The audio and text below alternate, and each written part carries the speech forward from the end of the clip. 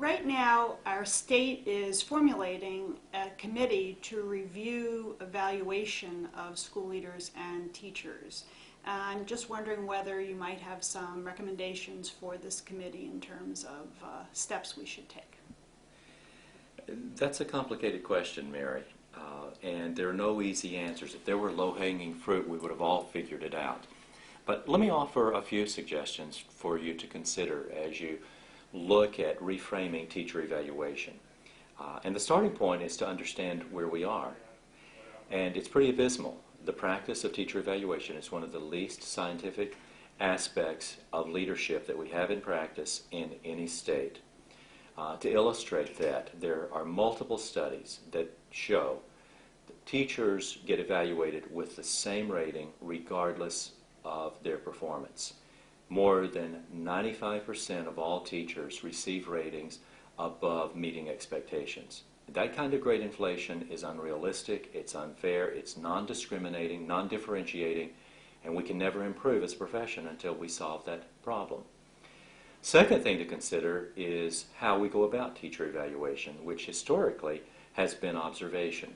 Most school districts in New Jersey and across the country view teacher evaluation almost as synonymous with teacher observation, and they're not the same. Observation is merely data collection, and it's only one source of data collection, whereas evaluation is making a judgment about the data that we've collected and the performance of a teacher.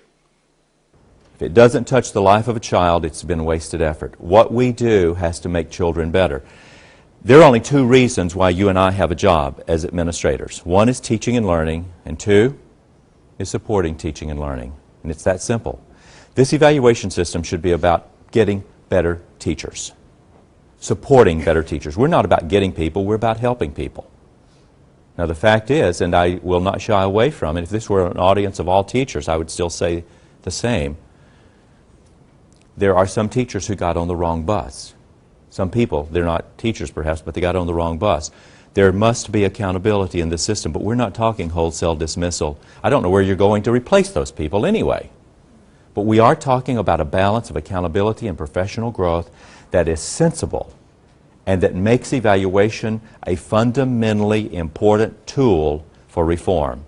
One of the things that we have learned in the U.S. and across other nations in recent years is that reform begins and ends in the classroom.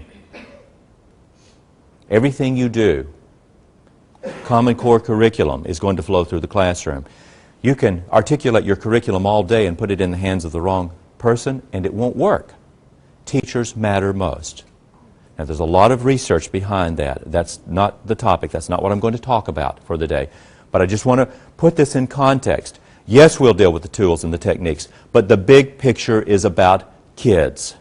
If a child walks through your building or my building 180 times during a year, that child should be better for having been there.